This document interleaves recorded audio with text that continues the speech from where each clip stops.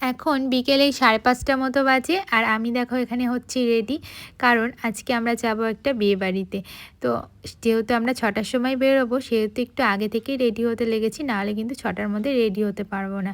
তো 2 ছেলেকেই রেডি করিয়ে দিয়েছি আর আমিও কিন্তু অলমোস্ট রেডি হয়ে গেছি। আর এদিকে আমার বর এখন রেডি হচ্ছে। তো যাই হোক, চলো এবার বেরোনো যাক। আর আমরা কিন্তু যাব ওলা করে।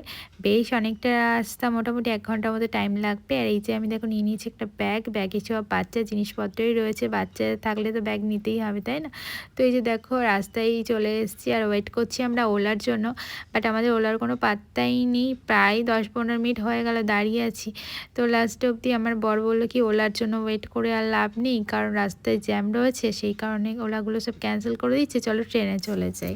সেই মতো আমরা স্টেশনে এসে দেখো ট্রেন ধরে নিয়েছি। আর আমি একটু ভয় পাচ্ছিলাম যে ট্রেনের মধ্যে শাড়ি পরে বাচ্চা নিয়ে কী করে সব কিছু ম্যানেজ করে যেতে পারবো কি না।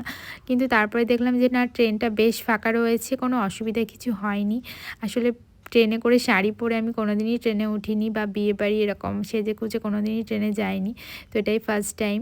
তো যাই হোক, সেই জন্য একটু ভয় লাগছিলো, বাট কোনো প্রবলেম হয়নি। এবার আমরা পৌঁছে গেছি মেট্রো স্টেশনে। এবার কিন্তু আমাদের ধরতে হবে মেট্রো। তো আজকে এটুকুই শেয়ার করলাম। টাটা সবাইকে।